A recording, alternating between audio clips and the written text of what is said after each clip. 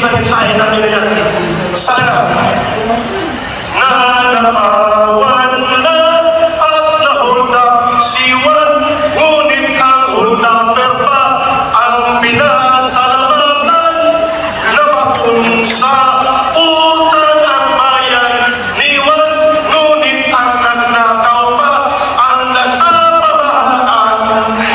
Nakawan na at na-hold up si Juan, ngunit ang hold upper pa ang pinasalamatan na bakong sa utang ang bayan ni Juan, ngunit ang nagnakaw pa ang nasa pamahalaan. Yun ang katotohanan. Nagkaroon po ng mahigit 700 na super health center sa buong Pilipinas. And I'm sure kasama na po dyan ang inyong mga lugar. Cagayan, pwede na po operahan doon sa puso. Zamboanga, pwede na rin po. Yan po ang plano natin ipakalat sa loob ng 5 taon.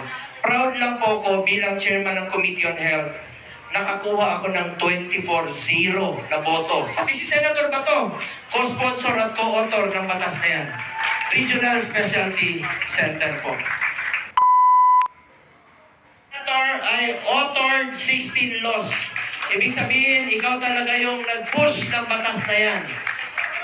I have principally sponsored 82 laws, including 80 laws regarding for the establishment and upgrade of public hospitals. Ano po ito?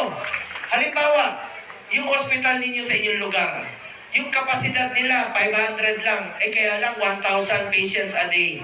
Isinabatas natin, ginawa natin 1,000. Halimbawa, yung PGH, dadagdagan natin kasi kulang talaga. Alam niyo, sa kakaikot ko sa buong Pilipinas, maraming hospital, 1 kama, 2 pasyente. Paano gagaling ang pasyente kung ganun ang kinatatayuan nila? At proud lang po ako na meron na tayong naipasa na 82 laws. And I have co-authored or co-sponsored 185 laws. At gusto ko lang pong banggitin sa inyo, wala po akong absent sa Senado. Kahit na makikita niyo ako ngayong umaga, nandun ako sa Apari, pagbagyo doon. Punta ako ng Palawan, punta ako ng Samar, punta ako ng Hulo. Pagdating ng 3:00 ng hapon, andyan po ako sa Senado. Ginagampanan ko po ang aking tungkulin. At alam niyo, hindi ko po matiis na nakaupo lamang sa opisina habang ang mga kababayan natin nangangailangan ng tulong.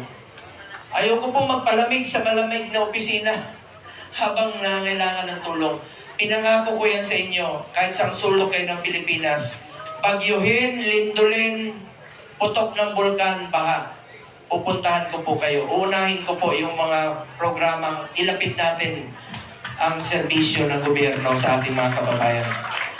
Yan po ang aking nagawa bilang senador. Ngayon, as chairman naman ng Committee on Health, 3 po ang aking prioridad. Una, malasakit centers. Meron na tayong 167 na malasakit centers sa buong Pilipinas. Meron yan sa inyo. Punta kayo ng Camiguin Island, meron. Punta kayo ng Batangas, punta kayo ng Cagayan. Batanes, meron nga. Punta kayo ng Palawan. Magkabilang dulo. Sa Palawan ng si Elgin. Magkabilang dulo. Napuntahan ko ang malasakit center sa Culyon. Napakalayo. 1 araw ang biyahe papunta ng Culyon. Pinuntahan ko yan. Meron nga isang taga-Tagum doon, sir. 35 years na hindi umuwi sa kanila. Sabi ko, isama na kita. Iuwi kita sa Davao, sa Tagum. Sabi niya, ayaw ko nang umuwi. Kasi nagkasakit siya ng leprosy noon. Gumaling na siya, may gamot na sa leprosy. Ayaw na niyang umuwi dahil sabi niya, wala na raw siyang kamag-anak na uwian. Naiyak po ako nung nakita ko yung pasyente. Awang-awa po ako na meron palang ganun.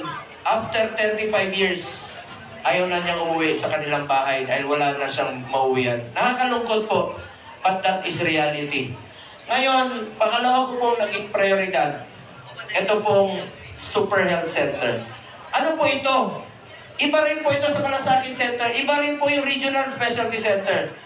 Ang Super Health Center po, pwede po dyan yung konsulta. Dahil lahat ng Pilipino, miyembro po tayo ng PhilHealth. Diyan na tayo magpakonsulta. At ngayon, sobra-sobra ang pera ng PhilHealth. Kaya nga, galit ako, hindi ako pumirma sa BICAM report Dahil zero subsidy ang PhilHealth. Tayo magko-contribute sa bulsa natin, sa sweldo natin, tapos walang subsidy ang national government. Kaya masama ang loob ko dahil yung excess funds ng PhilHealth last year, winalis, dinala sa ibang mga proyekto. Para sa akin, ang PhilHealth po, para sa health yan. Hindi naman negosyo ang PhilHealth. Ang PhilHealth po ay insurance na meron tayong masasandalan tuwing tayo'y nagkakasakit. Bakit sobra-sobra ang pera ng PhilHealth? Habang naghihingalo ang mga pasyente, walang pambayad. Ayaw magpa-hospital. Kahapon, binakita ko sa video during the hearing. Nag-hearing ako kahapon kahit campaign period. Sabi ko, unahin ko ang serbisyo. Unahin ko trabaho ko bilang senador kaysa sa kampanya. Meron pong mga pasyente, buntis, sa Cebu. Ayaw nang pumunta ng hospital. Namatay sa sidewalk, pati yung bata. Dahil takot magpa-hospital, takot sa babayarin sa hospital. Bakit tayo matakot? May PhilHealth naman.